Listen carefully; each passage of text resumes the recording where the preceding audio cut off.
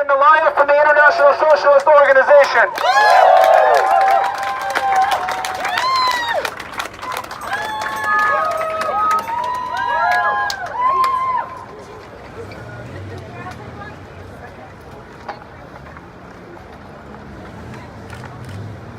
Hi, I'm Nalaya from the ISO, the International Socialist Organization here in Boston. I am here because the fascists we are opposing today have a vision of genocide and violence. The fascist trash we are standing up to are willing to fight for a world where I could not exist, where my child could not exist, where the warm immigrant woman who walks her dog every morning around my block could not exist. I am here because what I saw in Charlottesville, coupled with the response from Trump, forced me to understand there was a whole new, rapidly rising state-sanctioned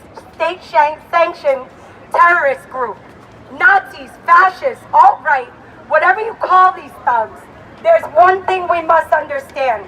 It is that they are violent, no matter how we refer to them. They have an agenda of forced removal, genocide, intimidation, and ethnic cleansing. Immediately after the murder of Heather Heyer, I felt an incredible responsibility to show up against them. Any and every time they attempt to pull some fascist shit. Last August, despite my legitimate fear as a woman of color, and someone that meets the criteria of who fascists would wish to forcibly remove, I headed out to the march, which later turned out to rock them so hard, they had to go home and nurse their wounds for months.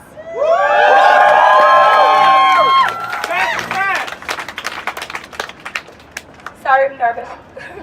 On my way to the march, I had to reassure my sister several times that I would come home. I had to ask her not to tell my mom. I had to tell myself that I would come home. I vividly remember shaking all morning, like I'm shaking now, but felt compelled to show up. I was compelled to show up for myself, my brother, my sister, my daughter, my niece. I was compelled to show up for my neighbors, so many other vulnerable folks. I was compelled to show up for Heather Heyer. When I got on the train, I almost cried. I was so moved. There were hundreds of people. It would not just be me and 10 others, but instead the vast majority.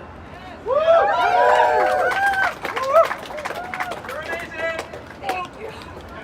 When I got off the train, I realized that we had shown up in the thousands, and the rest was history. Literally, Boston made history. Boston set the tone for how you hand Nazi, fascist, alt-righters their asses.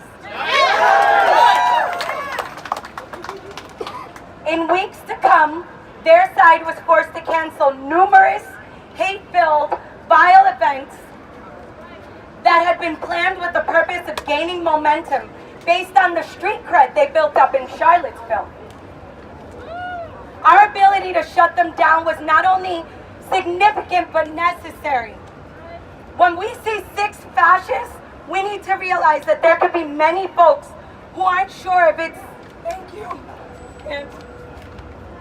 Thank you. When we see 6 fascists, we need to realize that there could be many folks who aren't sure if it's safe to be openly fascist on the sidelines, waiting to see what happens. If we don't do our job, their numbers could swell. Since last year, Boston has been a battleground for our side and theirs, and so far, solidarity wins. But we cannot ignore that nationwide, we have seen some real violence play out where the fascists and alt-right feels confident. In Portland, we outnumbered them 4-1, and it was still dangerous. Since last year, they have developed a more hardened, violent core. Recently, Trump's policies have served as vindication for them, as he has been bold and unapologetic about giving a green light to unleash terror on all vulnerable and marginalized communities and populations. This is no secret and it's no surprise. This is what we're faced with. The good news, we are many, they are few. Last week in DC, we saw another example of how to defeat and demoralize the far right. Organized masses in solidarity for the win.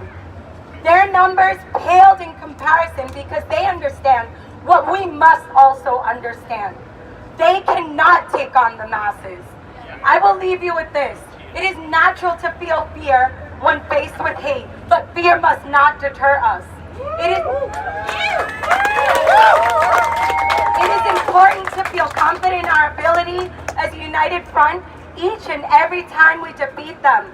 But we must not take our wins for granted or assume we have won the long fight.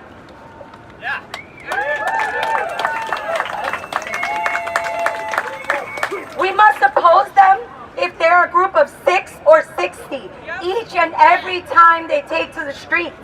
And finally, we are many, they are few. Remember when it comes time to show up. We have a vision for a world without borders where fascism does not exist. Let's